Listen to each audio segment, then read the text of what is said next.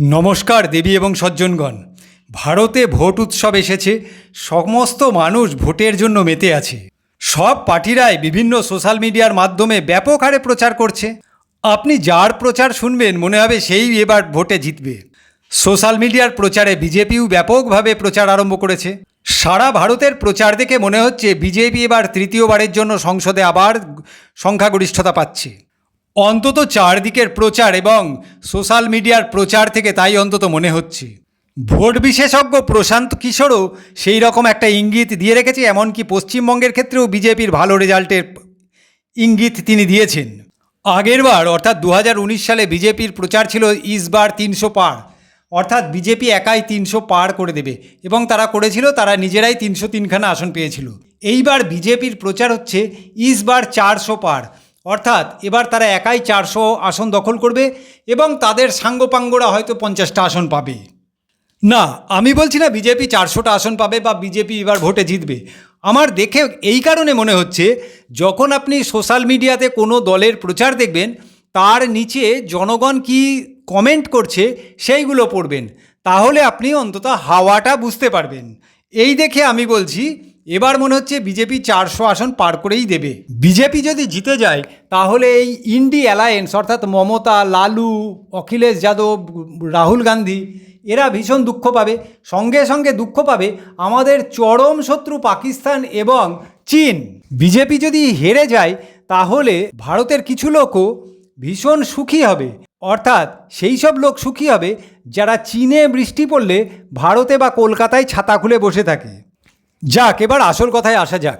BJP যদি জিতে যায় তাহলে সবথেকে বেশি বিমর্ষ হয়ে পড়বে ভারতের 95% মুসলমান। আর এই 95% মুসলমান বিজেপির বিরুদ্ধে সারা ভারতে ভোট দেবে, এটা স্বাভাবিক কথা। অটল বিহারী বাজপেয়ীর আমলেও বিজেপিকে মুসলমানেরা ভোট দেয়নি। অটল বিহারী বাজপেয়ী মুসলমানদের কাছে টানবার জন্য মুসলমান হিমায়ত কমিটি ইত্যাদি ইত্যাদি অনেক কিছু গড়েছিল, তাও মুসলমানদের কাছে টানতে বাগে আনতে পারেনি। নরেন্দ্র মোদিও তাই, কিন্তু নরেন্দ্র মোদি ধরাছোঁয়ার বাইরে চলে গেছে। নরেন্দ্র মোদি এবার ভেবেছে উইদাউট মুসলমানে 400 আসন পার করে দেবো একাই। 2019 সালে বিজেপি বহু মুসলমান প্রার্থী দিয়েছিল। পশ্চিমবঙ্গ থেকে মাহফুজা খাতুন সহ আরও বহু প্রার্থী দিয়েছিল। এইবারও বহু প্রার্থী দিয়েছে, কিন্তু মুসলমানেরা কোনো বিজেপির মুসলমান প্রার্থীকেই ভোট দিয়ে জয়যুক্ত করেনি। এবার আসুন দেখা যাক এতে মুসলমানদের কী লাভ বা ক্ষতি হচ্ছে। 2014 সালে বিজেপি 264টা বা 65টা আসন পেয়েছিল এবং তাদের সাঙ্গপাঙ্গরা বাদবাকি 38টা 40টা আসন পেয়েছিল, বিজেপি রাজত্ব করেছিল। কিন্তু বিজেপি সেই সময় শাহনওয়াজ হোসেন, জাফর ইসলাম ইত্যাদি বহু মুসলমানকে টিকিট দিয়েছিল, কিন্তু কাউকে মুসলমানেরা জেতায়নি। ফলশ্রুতি হিসাবে 264টা আসনে যে বিজেপি জিতেছিল তার মধ্যে একটিও মুসলমান ছিল না, অর্থাৎ প্রায় 50% আসনে একটিও মুসলমান ছিল না। এবং বিরোধী যে 50% আসন ছিল তাতে গোটা 30 মুসলমান সংসদে প্রবেশ করতে পেরেছিল। ফলশ্রুতি হিসাবে 543টা আসনের মধ্যে প্রায় 5.5% বা 6% মুসলমান সংসদে প্রবেশ করেছিল। দ্বিতীয়বারে 2019 সালে মুসলমানেরা বিজেপির আরও তীব্র বিরোধিতা আরম্ভ করলো। বিজেপি কিন্তু বহু মুসলমানকে টিকিট দিয়েছিল, কিন্তু কোনো মুসলমান বিজেপির মুসলমান ক্যান্ডিডেটকে জেতায়নি। বিজেপি একাই 303খানা আসন পেয়েছিল, তার মধ্যে একটাও মুসলমান ছিল না।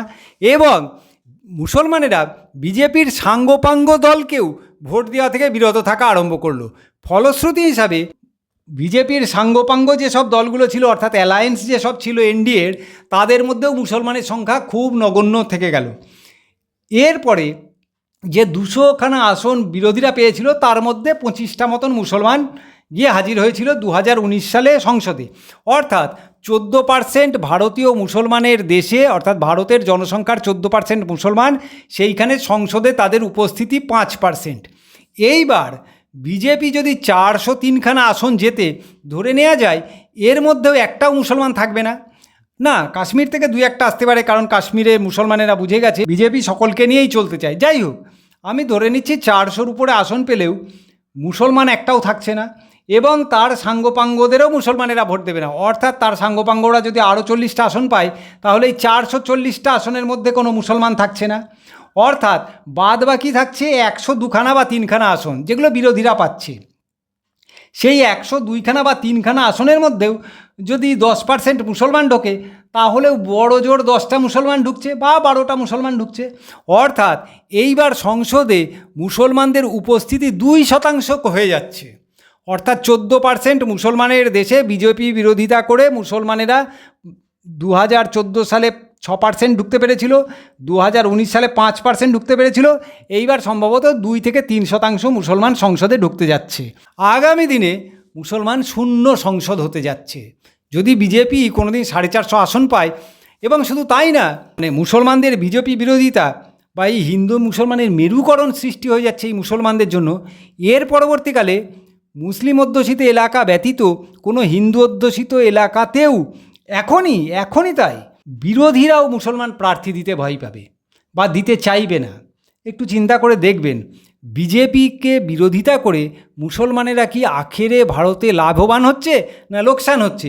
অর্থাৎ মুসলমান এই 14% মুসলমানদের হয়ে গলা ফাটাবার বা মুসলমানদের কথা বলবার কোনো লোক সংসদে গিয়ে হাজির হতে পারছে না। এটাই বিজেপি বিরোধিতার ফল। মুসলমানেরা একটু চিন্তা করে দেখবেন। ধন্যবাদ।